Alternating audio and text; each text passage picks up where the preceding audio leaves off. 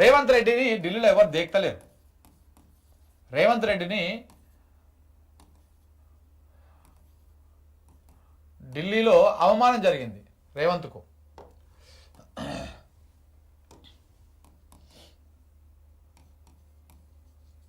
అవమానం జరిగింది. ఎట్లా అవమానం జరిగిందో ఇక్కడ చూద్దాం, ఇక్కడ మాట్లాడదాం.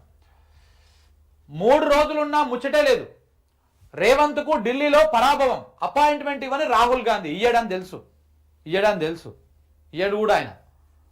ఇగో ఏదో యాదృచ్ఛికంగా ఏదో ఈవెంట్లో కలిస్తే నమస్తే పెట్టుకోడు తప్ప పర్టికులర్గా ఒక గంట సేపు కూర్చొని మాట్లాడినటువంటి రోజులు లేవు. కానీ పిసిసి అధ్యక్షుడితో 2 సార్లు చర్చలు. కుటుంబ సభ్యులతో వెళ్ళి మహేష్ కుమార్ గౌడ్ రాహుల్ గాంధీని కలిసిండు. ఇక చూడండి, ఇక ఫ్యామిలీతో పోయి కలిసి వచ్చిండు. మంత్రివర్గ విస్తరణ పైన సీఎం ప్రతిపాదనలు పక్కకు పెట్టి 4 పేర్లను సిఫార్సు చేసిరంట రాహుల్ గాంధీ.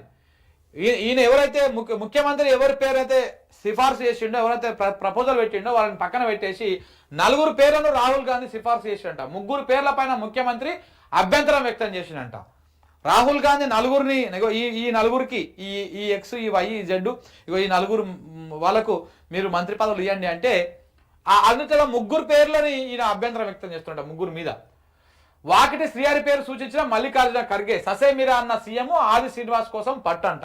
ఆది శ్రీనివాస్కి ఇవ్వాలని చెప్పేసి, ఎందుకంటే ఆది శ్రీనివాస్ అయితే బాగా జోక్తా ఉంటాడు రేవంత్ రెడ్డిని అద్భుతంగా. ఆహా మీరు ఈరుడు, ఆహా మీరు సూర్యుడు, ఆకాశంలోకి వెళ్ళి ఊడిపడ్డటువంటి అమరాబాద్ పులి, రంగేసుకున్నటువంటి పులి అని చెప్పేసి ఈరుడు సూర్యుడు లెక్క ఆయన పొగుడుతూ ఉంటాడు. అందుకే ఆది శ్రీనివాస్కి ఇవ్వాలని చెప్పేసి ఆయన పట్టుబడతా ఉన్నాడు. గాయనికి ఇస్తే ఏమొస్తుంది? ఎవరికి? వాకిటి శ్రీహరికి ఇస్తే ఏమొస్తుంది? ఒక బీసీ సామాజిక వర్గం బిడ్డ. గాయనికి ఇస్తారా? ఆయనకి ఎందుకు ఇవ్వాలని చెప్పేసి ఒక ఇట్లా కుట్రలు చేస్తారన్నమాట రేవంత్ రెడ్డి బీసీల మీద. ససేమిరా అన్న సీఎం అంటే ఆది శ్రీనివాస్ కోసం పట్టు.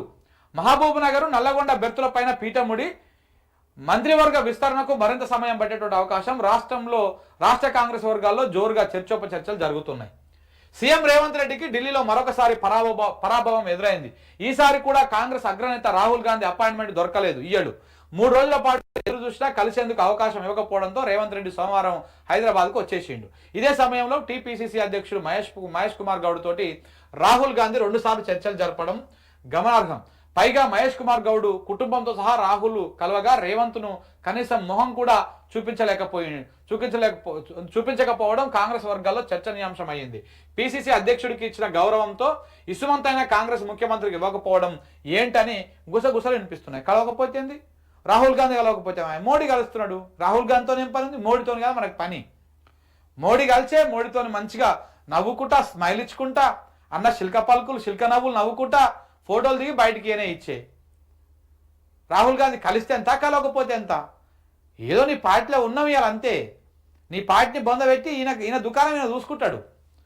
దానికోసమే కదా ఈ వ్యవహారం అంతా, దానికోసమే కదా. అందుకే ఈయన కలుస్తలేడు. ఈయననేమో పోయి ఈయన ఇంకొక బాస్ ఉన్నారు, 2 బాసులు ఉన్నారు. నా కేటీఆర్ గారు అన్నట్టు ఈయననేమో అఫీషియల్ బాసు, ఆయనేమో అన్అఫీషియల్ బాసు. అఫీషియల్ బాస్ కంటే అన్అఫీషియల్ బాస్కే ఎక్కువ ప్రియారిటీస్ ఉంటాయి. లోపల చర్చలు ఎక్కువ జరుగుతాయి. అఫీషియల్ బాస్ రోజు ఉండేదేనా వ్యవహారం. అన్అఫీషియల్ బాస్కే ఎక్కువ ఇన్ఫర్మేషన్ పాస్ చేస్తుంటారు. దాన్నే కుచ్ కాలా హై. పార్టీ అంతర్గత వ్యవహారాలపై చర్చ కాబట్టే రేవంత్ను కాదని పిసిసి అధ్యక్షుడు మహేష్ కుమార్ గౌడ్తో రాహుల్ గాంధీ భేటీ అయ్యారని రాష్ట్ర కాంగ్రెస్ నేతలు కవర్ చేసేందుకు ప్రయత్నిస్తున్నారు. మరి పార్టీ అంతర్గత విషయాలైతే ఆ పార్టీలో మరి రేవంత్ రెడ్డి లేడా? రేవంత్ రెడ్డి మీ పార్టీ కాడా? బీజేపీ పార్టీ అంటే తెలంగాణ ప్రజలు అదే అనుకుంటారు అనుకో, ఆయన బీజేపీ పార్టీ అనే. మరి రాహుల్ గాంధీ కూడా ఆయన బీజేపీ పార్టీ లెక్కనే చూస్తున్నట్టున్నాడు. ఎందుకంటే వీళ్ళు మీటింగ్ పెట్టుకొని మాట్లాడుకురు అనుకో, ఈ విషయాలన్నీ రేవంత్ రెడ్డి మళ్ళీ మోడీకి చేరవేస్తాడు, మళ్ళీ బీజేపీలోకి చేరవేస్తాడు. అందుకనే బీటీకి రాణిస్తాడని నాకు అర్థమవుతుంది.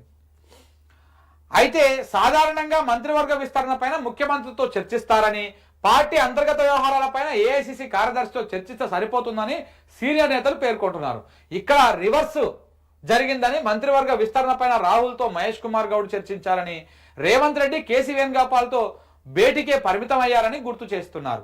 తరచూ ప్రధాని మోదీ, కేంద్ర మంత్రులలో అపాయింట్మెంట్ సాధించే రేవంత్ రెడ్డి ఇన్ని నెలలుగా రాహుల్ గాంధీ అపాయింట్మెంట్ ఎందుకు సాధించలేకపోయారని విశ్లేషకులు ప్రశ్నిస్తున్నారు. ఇద్దరి మధ్య దూరం పెరిగిందనడానికి ఇదే నిదర్శనం అని చెప్తున్నారు. ఇంతకుముందు కూడా ఒకసారి రాహుల్ గాంధీని రేవంత్ రెడ్డి కలిసిండు అని చెప్పేసి వార్తలు వచ్చినాయి, పేపర్లు రాసినాయి, కానీ ఫోటో లేదు. ఫైల్ ఫోటో వేసారు, ఫోటో లేదు, ఉట్టిదే ఫైల్ ఫోటో వేసారు. మరి కలిసిండా గేట్ కానీ నిలబడి సార్ వచ్చినా సార్ నేను వచ్చినా సార్, హైదరాబాద్కి వెళ్ళి వచ్చినా సార్, జనం సొమ్ము 2 కోట్లు ఖర్చు పెట్టుకొని టికెట్ పెట్టుకొని వచ్చినా సార్, నేను జర కలవండి సార్, మీ ముఖం చూపించండి సార్ అంటే చల్ కలవని పో దొబ్బే అని చెప్పిండా మరి రాహుల్ గాంధీ. ఇలా గేట్ కానుంచే మళ్ళీ వచ్చిండా. ఏమైంది, ఎట్లా అయ్యింది, ఈ విషయాలు ఏవి కూడా బయటికి రాలే. కానీ రాహుల్ గాంధీని రేవంత్ రెడ్డి కలిసిండు, అద్భుతంగా డిస్కస్ చేసుకున్నారు, పరిపాలన అద్భుతంగా ఉంది అని చెప్పేసి ఆంధ్ర పత్రికలు అన్నీ రాసినాయి. అంత ఏముండదు సినిమా ఆడ. నాకు తెలిసి పోతే ఆ దగ్గర కూర్చోబెట్టవచ్చు, మూలకు జరసేపు ఉండి వెళ్ళిపోమని చెప్పవచ్చు. నేనుంటే మాట్లాడాల్సిన మాట్లాడతా, చెప్పాల్సిన చెప్తా పో అని చెప్పేసి పంపించచ్చు. అంతకు మించి ఇంకొకటి ఏం లేదు. ఈ రకంగా దేకని కూడా దేక్తలేడు రాహుల్ గాంధీ దేకని కూడా దేక్తలేడు, దేకే అవకాశం కూడా లేదు. ఎందుకంటే రాహుల్ గాంధీని ఎన్ని రకాలుగా బదనాం చేయాలో అన్ని రకాలుగా బదనాం చేసిండు రేవంత్ రెడ్డి. అదాని విషయంలో బదనాం చేసినా, అదాని మోడీ రెండొకటే, మోదాని వీళ్ళిద్దరు కలిసే దేశాన్ని దోసుకుంటారు, దేశ సంపదను దోసుకుంటారు అని చెప్పేసి రాహుల్ గాంధీ కన్యాకుమారి నుంచి కాశ్మీర్ దాకా, ఈ మూల నుంచి ఆ మూల దాకా కాళ్ళకు బల్పం కట్టుకొని పాదయాత్రలని, జోడో యాత్రలని, డోజో యాత్రలని, అదేదో యాత్రలని ఈ యాత్రలని చేసి తిరిగి ప్రచారం చేస్తే ఒక్క దెబ్బతోటి బూడిదలో పోసిన పన్నీర్ లెక్క చేస్తూ నువ్వు రేవంత్ రెడ్డి. ఎట్లా చేసిండు, ఆ దావోస్ పోయి మన అదానితోటి కూర్చొని నిలబడి ఫోటోలు దిగి ఒప్పందాలు చేసుకొని వచ్చిండు. అదే అదాని రేవంత్ రెడ్డి ఇంటికి వచ్చి 1-2 గంటలు కూర్చొని చర్చించేసి మాట్లాడుకొని ఆ స్కిల్ యూనివర్సిటీకా ఏదో యూనివర్సిటీకి 100 కోట్ల విరాళం ఇచ్చిండు.